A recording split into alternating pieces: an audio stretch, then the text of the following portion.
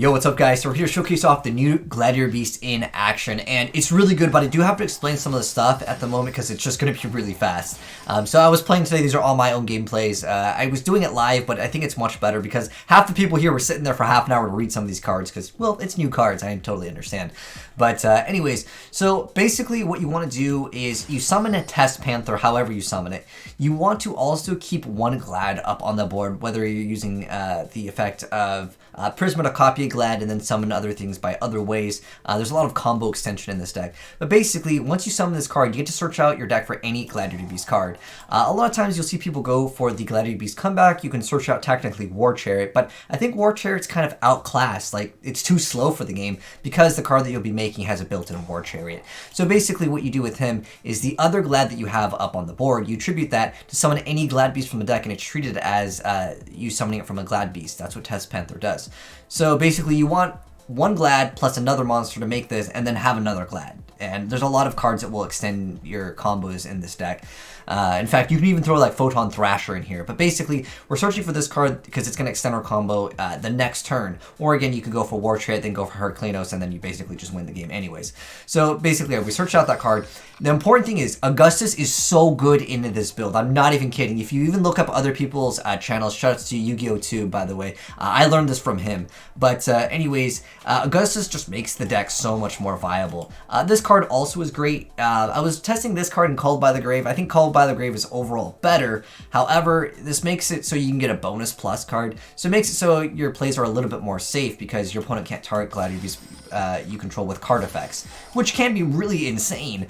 And you can remember, you can search out most of the cards. However, Gladiator Rejection is not a Gladiator Beast card, which is unfortunate, but you can go for other cards. You can go for another card that lets you draw, but it's kind of outclassed too.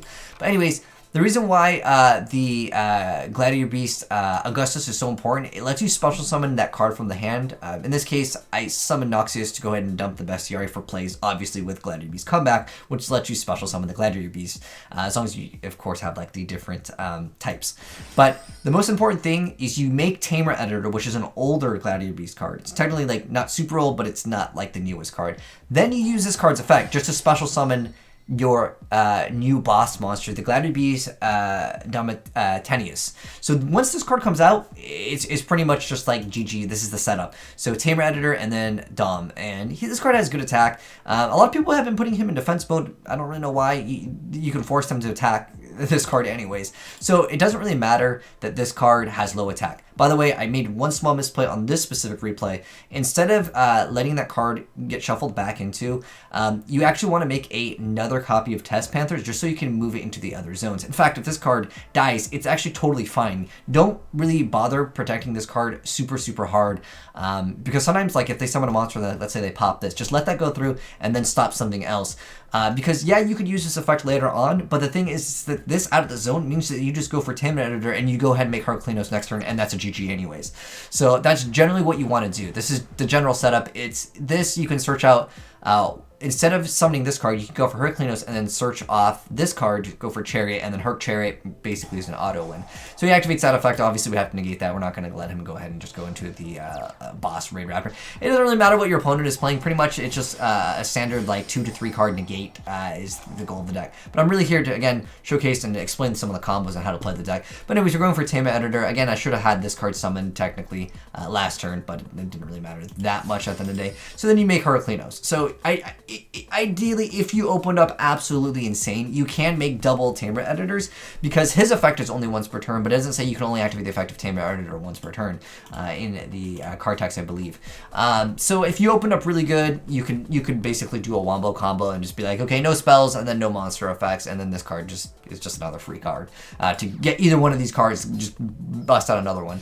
And then over here, this card, the United Gladiator Beast, is a quick play that you can activate during the battle phase. So you can actually shuffle into the deck from your hand, field, or graveyard the fusion materials listed on a Gladiator Beast fusion monster, and then special summon it, ignoring a summoning condition. So basically, you can go for like a lot of the boss monsters. And then in this case, we're going to go ahead and reset some of the cards. Go for Gyzarus, pop some extra cards, and look at this. I mean, look at this board in Glads. Like, that's insane. On turn 2, That usually doesn't happen, and Glads have gotten a lot better. There is still standard plays that I just wanted to explain for anyone that's maybe newer to the Glad Beast deck. By the way, I was playing this card. This card is so cheeky to side deck against Gladiator Beast, but I figure everybody playing Glad Beast, you'll throw in that taming. So this card's actually pretty bad, but because, you know, everyone's going to be playing Glad Beast, it's just for cheeky plays. So what it allows you to do is you get to change the battle position or just snatch steal a Gladiator Beast up on your opponent's board. It's only against Gladiator Beast though. So anyways, there's a standard combo of like the Prisma stuff, but I just wanted to explain this because it's a very important combo. Basically with the Elemental Prisma, you send Bestiary to the grave and then you test Tiger Prisma and then you summon Darius and then you bring back the Bestiary, and then here's like a more extended combo of like, this is like the old play. Then you basically attack over him, battle phase, you go ahead and bust out 2. Now Rediari is outclassed. I actually dropped this card completely for the most part. Then I also summon Atrix. Atrix has the ability to, of course, send another Glad Beast, and then it'll copy its. It becomes that monster's name and level. So this card's actually really important because making a specific higher monster for, of course, your tamer is pretty important. So then basically, if you wanted to, there's another new Glad Beast which I will briefly mention, which I was playing at one point, but I decided to drop it because I'll explain why later. It's not that bad. It can kind of help cycle through cards. But then you could basically, you get rid of 1 card and then you draw two cards. And then with Test Panther over here, it has that ability to add the Gladiator Beast card. And now I'm going to go ahead and be able to summon a Glad and basically do a lot of other things. It doesn't really matter because he doesn't really have any plays in this instance anyways, really. So he's going to go ahead and go for that card, and he goes ahead and Hermitry goes 3, and then he just says GG because, well, it's pretty much over. But I did need to explain, like, the extension of this, and even though this card is, like, kind of weak, if you happen to have, like, the right cards on the graveyard, you can just unite and just go for the boss monster anyways, and you can surprise factor them, then force them to attack that. So there's, like, that aspect of the deck as well. Oops, you know what? We already saw the Raid Raptor one. Kind of went out of order here. But anyways, this one is against the, well, he doesn't really get to play. It doesn't really matter if I would have won it first, it would have been Wombo anyways. He does have to have a negation here. He opened kind of brick, but there's some important stuff that I wanted to go over. So I was playing Dangers. You need 1 card to extend Destrudo, Photon Thrasher, Kagetokage, Tin Goldfish. You need another extender in this deck because otherwise you end up with this specific play. In this instance, we didn't really get to go off with our play because of the Danger Jackalope getting banished. So ideally, I would be able to not have to use the double Samnite to make Test Panther, and then I'd be able to basically make the same standard bread and butter play of the double fusion and then this card pass. And then I also had a Called by the Grave. So in this instance over here, once again, Prisma, activate that effect, reveal Bestiary. He goes ahead and tries to get rid of Bestiary, but we say no to DD Crow, and then he goes ahead and activates the Bolt Thunder Dragon, but it doesn't really matter too much at this point. Dude, main decking DD Crow is not a bad idea, but he just unfortunately drew this, which is usually minus Instant Fusion. Unfortunately, he didn't go for really anything. And at this point, we're going to go ahead. Bestiary doesn't really need its effect to pop, but we're going to go ahead and go for this. Geyseros, pop the double cards, go for the Test Panther, go ahead and search out that extra card, special summon the Anoxius over here, shuffle it back, go into the Tamer, bring back in the new Dumitenius over here, and then pretty much from here, this is negate this. And then also remember, they can't target Gladiator Beast with effects, so that can kind of disrupt some of your opponent's plays. Definitely, and like if you stop the Avian Thunder, well, what is he gonna do, right? He only had 1 card in his hand because he added it, and we knew. But this was a more, I guess, extensive duel here. This one is against the new evil heroes, and like at first I saw Bertrix, and it's just because you need some material, obviously. That can be kind of trash. Obviously, actually I don't even see his like build completely, but anyways, it's standard bread and butter play of go ahead and make the Tamer Ender. But in this case, remember I was mentioning before, like you can search you can search the War Chariot, then go Heraclinos, and then what I thought was really cool is you discard 1 card, and I was like, oh, dude, it would work so well with the Dangers, right? I was messing around with a lot of different builds of the Gladiator Beast, but the high level with the Dangers as a thing is pretty good. But I realized you didn't necessarily need the Dangers because there's sometimes other cards you don't want your opponent to hit. But in that instance, again, just any card extender, gesture confit, anything you could just like special summon basically. But anyways, unfortunately he hit Bigfoot. I wanted to summon it so I can go for the plays. So anyways, we're gonna go ahead and just attack into him, and this card can tag out, which is strange. It only tags out for one. I don't know, because I feel like all the Glads have multiple monsters should tag out for multiple. So he goes ahead and permanences. Obviously, we're not going to allow that to go through. Twin Twisters, and I'm like, okay, I'm just going to protect this card. I should have let that gone through, but he had Dark Fusion, and this card has the effect to pop everything. But obviously, we're going to go ahead and War Chariot that. But this card is actually immune to being destroyed by battle or by card effects, and then once per turn you get to Regeki them. And I was like, that's insane, because he just crashed into my Heraclinos, so I'm going to go ahead and reset this card. I go into the Sagittari. This is one of the newer cards, and I literally just wanted to go for it, so I had it in the video play. I didn't really have the effect usable here, but anyways, you discard one Gladiator Beast card and then you draw 2 cards, and then it just has a standard Glad tag out. It is basically like the new like draw power, because remember the card that you're gonna shuffle the cards from the banish or in the graveyard back, and then you get to special summon your like fusion monster. But basically in this instance, I really didn't know what to make, so I was just like, I'm just going to go ahead and just like deck thin. Prisma just starts sending stuff to the graveyard, and then just going for tributes, and I was also like just moving stuff and just doing stuff to do stuff. Like when Darius' target goes away, I wanted to move the area in which this was located in. Mainly with this, but basically at this point he's going to try to pop, and I'm going to go ahead and negate, but he's not going to be able to attack anything, so it's showing you that the power and control, because remember, if he's attacking, I get to select what he's attacking. Unless I guess he attacks directly, which you'll see later on when he tries to go for a play. This was kind of good, but as far as the new Gladiator Beasts go, I don't think that they're like S tier broken. I think that they have a lot more potential, and like the new boss monster, I mean, the boards that you're able to make with like the triple fusion monsters is great. So he goes for this card. This card's going to go ahead and increase his attack of the monster. It says like when when your fiend battles, he gets to send an evil hero to the graveyard, and he gets the full cheeky combo set up over here. So he's got Gainer, and Gainer's going to go ahead and let that card attack actually twice. Where is it? He can make a second attack, and then he's got this card, so he wants to use that, and we're just going to go ahead, and after he declares attack, Twin Twisters, you have to attack this card, and then at this point, we're going to go ahead and pop that, and then he mass changes, and I'm like, what the heck is he going to go ahead and make? And he goes, it makes Anki, and then he's going to be able to, I guess, with this instance, I'm not sure why specifically this worked out, but I know it can attack directly, but he mass changed, and then I couldn't redirect the attack to this. It says once per turn when your opponent actually once per turn you negate, and then you choose the attack targets for your opponent's attacks. It's not. I don't know if this game read it as once per turn or if there's something else specifically that caused that.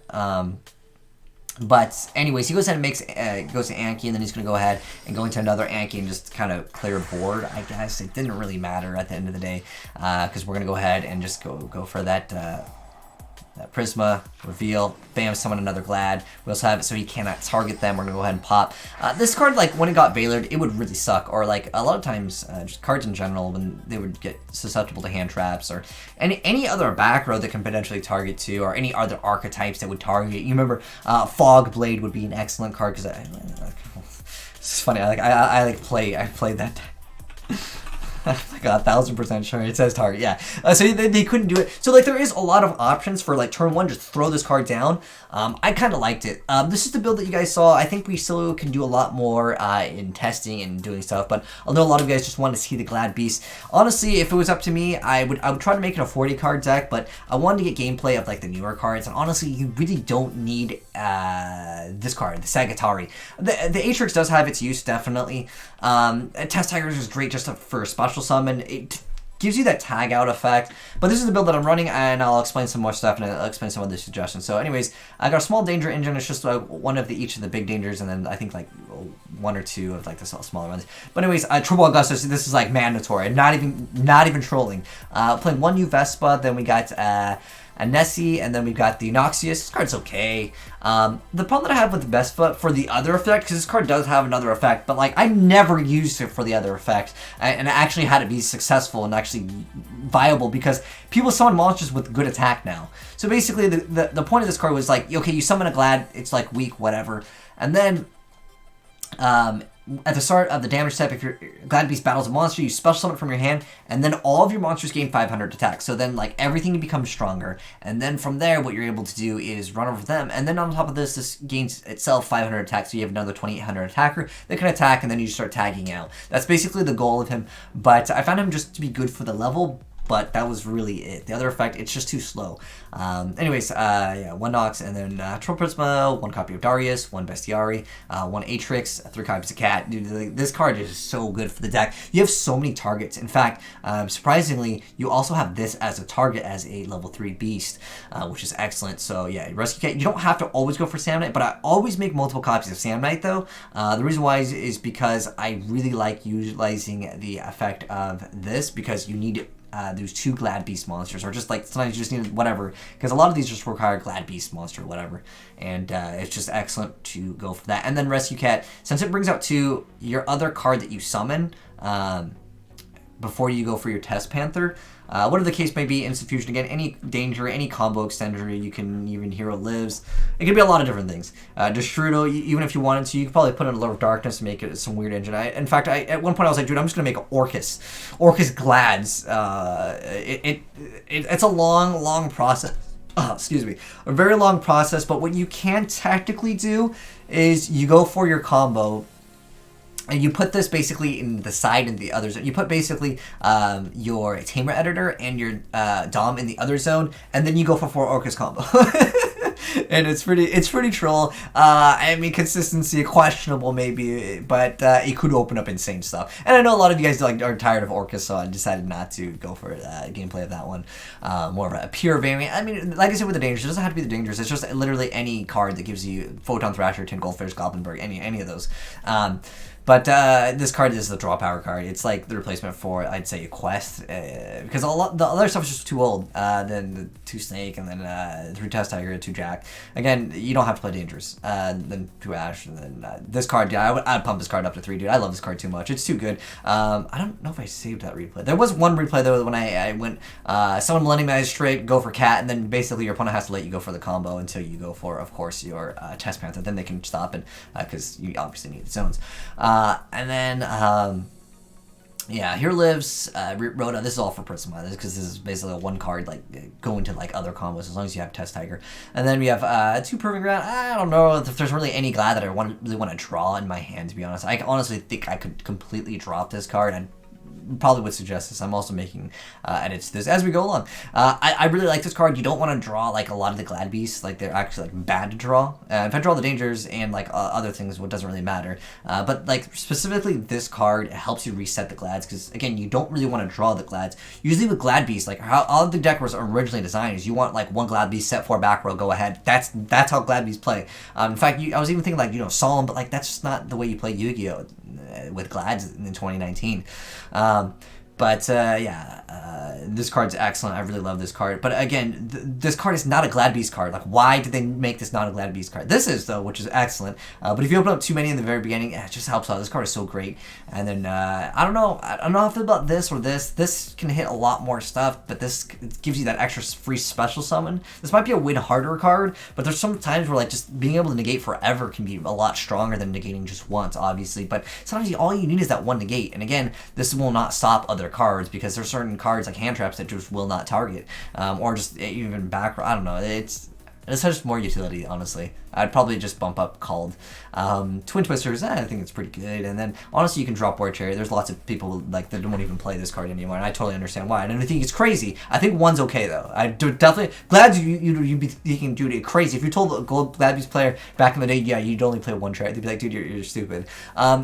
And I even was thinking like, oh dude, if I play 1, I gotta play 2 quests. Dude, don't even worry about it. Yu-Gi-Oh's gotten so fast to the point where like you don't need it. Like you just negate everything that they do. You summon this bad boy, he negates every spell trap, and then you just negate the monster, and then you negate the other monster, and then they lose.